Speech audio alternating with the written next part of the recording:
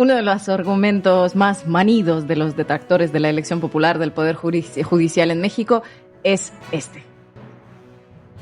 Esta farsa de la votación judicial nos pone a nivel de países como Cuba, como Nicaragua, como Venezuela.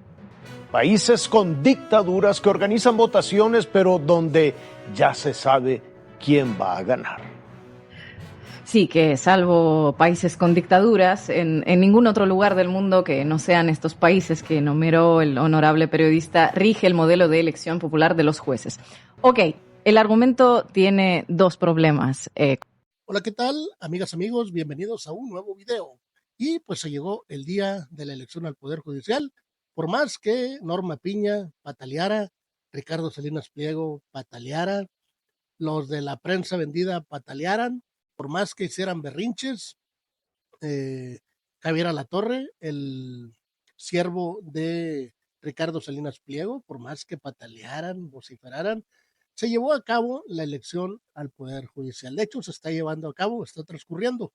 En este video vamos a escuchar cómo desde el extranjero, prensa extranjera europea, se burla de la oposición en México, de sus voceros, de sus sabuesos, los medios de comunicación, y de, bueno, actores políticos, propios actores del Poder Judicial, políticos como el PRIAN, MC, PRD, que ya no existe, todos esos personajes que siempre estuvieron en contra desde que se anunció el Plan C hasta el último día que llamaban a no votar. Vamos a ver cómo prensa de España se burla de todos estos personajes, quienes, sabiendo que se necesitaba una reforma, siempre se opusieron a perder sus privilegios. Vamos a escuchar. Les pido que por favor me apoyen con su poderoso like y que se pasen por todo el video. También que lo compartan en sus redes sociales. Uno de los argumentos más manidos de los detractores de la elección popular del Poder Judicial en México es este. Esta farsa de la votación judicial nos pone a nivel de países como Cuba, como Nicaragua, como Venezuela. Países con dictaduras que organizan votaciones, pero donde ya se sabe quién va a ganar. Sí, que salvo países con dictaduras, en ningún otro lugar del mundo que no sean estos países que enumeró el honorable periodista, rige el modelo de elección popular de los jueces. Ok, el argumento tiene dos problemas, como mínimo. El primero es que si nos guiáramos por esa misma sabiduría, nunca hubiéramos tenido democracia. Todas las formas de organización social en algún momento fueron una invención y una novedad, ¿no? Si hoy son habituales y familiares fue porque en el pasado hubo quienes tuvieron la valentía de dar un salto al vacío y hacer algo que no se hacía en ningún otro lugar del mundo.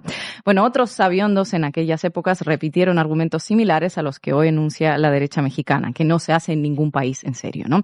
Pero la historia demostró que aquello que se vestía de sabiduría era en realidad la defensa de un privilegio, el privilegio de que el poder político fuera elegido en conciliábulos a los que solo accedían quienes tenían sangre azul o poder económico.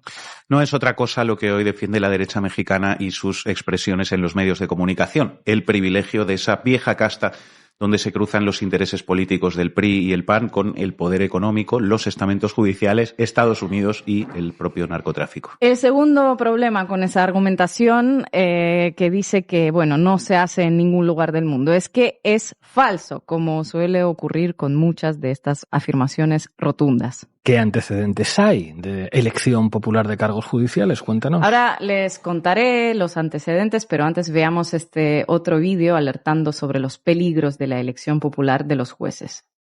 Creo que la elección directa de jueces representa un riesgo para el funcionamiento de la democracia de México y la integración de las economías de Estados Unidos, México y Canadá abajo del TEMEC.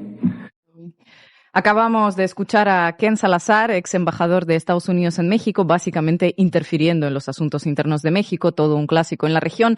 En enero, Ken Salazar se despidió de su cargo de embajador y hace poco Washington estrenó a un nuevo representante suyo en el país vecino, nada menos que un ex agente de la CIA, Ron Johnson, a quien ya se le vio en una cena con el ultraderechista mexicano Eduardo Verástegui, y nadie podrá acusarle de no saber elegir a sus amigos. Bueno, ya saben, Dios los cría y ellos. Pero este es otro tema a reflexionar. Ahora volvamos a los antecedentes de la elección popular de los jueces por el mundo. Les ponía las declaraciones más o menos amenazantes de Ken Salazar por un motivo. Resulta que el primer caso donde el Poder Judicial se eligió por voto popular, que recordemos es un riesgo para el funcionamiento de la democracia, según Ken Salazar, se dio en el país que el mismo Ken Salazar representaba hasta hace poco, en Estados Unidos, concretamente en el estado de Mississippi hace 193 años, en una fecha tan lejana como 1832. A Mississippi le siguió el ejemplo el estado de Nueva York en 1846 y para 1861 ya eran 24 los estados que habían adoptado el método. ¿A qué se debió en ese momento inicial la adopción de esa fórmula? Uno de los factores fue la desconfianza que existía entre los ciudadanos hacia los jueces que provenían de las clases altas. Quienes impulsaban la elección creían que el voto popular los volvería a los jueces más receptivos y más interesados en sus comunidades.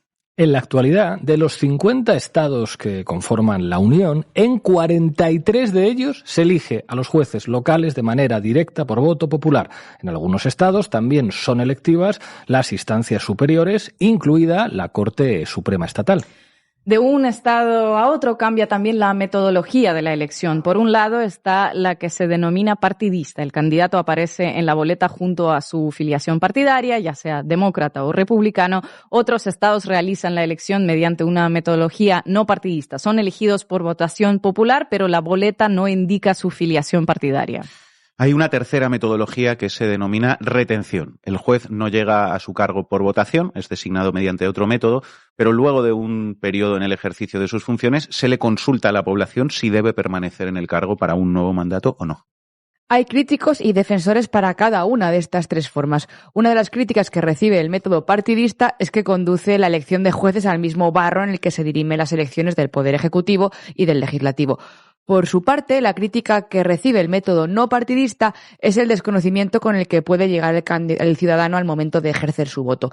Podría no conocer al candidato y tampoco nada de lo que este candidato piensa, claro. Claro, la afiliación partidista serviría como una marca de identidad, un indicador acerca de las creencias y los valores que suscribe el candidato.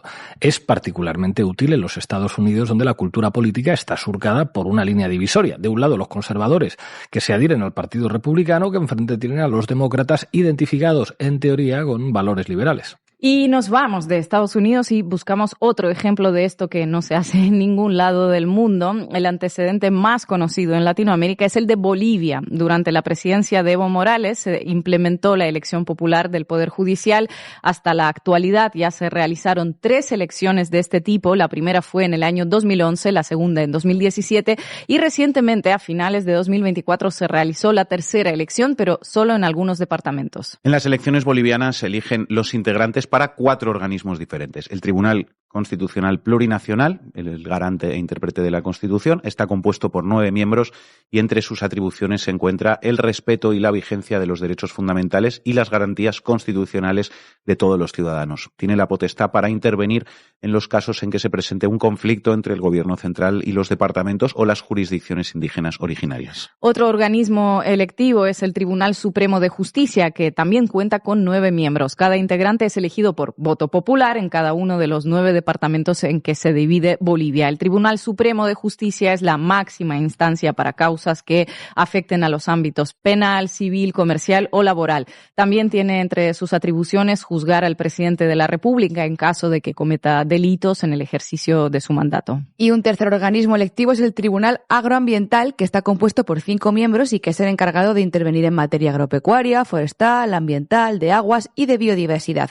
Resuelve las causas referidas al uso y aprovechamiento de recursos naturales y renovables. Y finalmente tenemos el Consejo de la Magistratura, que ejerce el control disciplinario de los integrantes del Tribunal Agroambiental y del Tribunal Superior de Justicia. Tiene la posibilidad de destituir a los jueces en caso de que incurran en fallas disciplinarias gravísimas determinadas por la ley. Los candidatos para integrar estas 4 instancias son preseleccionados por el Parlamento y no pueden realizar campaña. La difusión de los perfiles queda en manos de la autoridad electoral. Ejercen el cargo por un periodo de 6 años y no pueden ser reelegidos. La participación de los ciudadanos en la votación mejoró en cada elección. En el 2011 asistieron algo más de 4 millones de personas. En el 2017 la cifra se acercó a los 5 millones y medio, en tanto que en la elección del 2024 superó los 6 millones de votantes con una presencialidad que alcanzó el 82%. La nota desafinada en las 2 primeras elecciones fue un altísimo porcentaje de voto nulo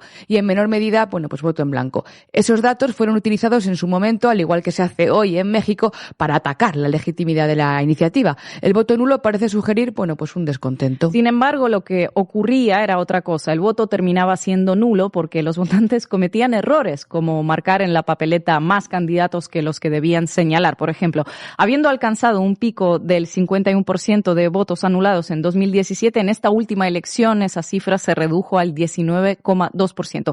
Es un argumento que también es recurrente, como dijimos, entre los críticos de la reforma judicial en México, que la gente no sabe qué es lo que vota. Bueno, para eso están las campañas de concienciación, la pedagogía y el tiempo también, para que la gente se acostumbre a una modalidad nueva y aprenda su funcionamiento. Bien, entonces, esto que no se hace en ninguna parte del mundo, se hace en Estados Unidos y se hace también en Bolivia, por ejemplo. ¿Sigue su vuelo el Tupolev o no hay más destinos?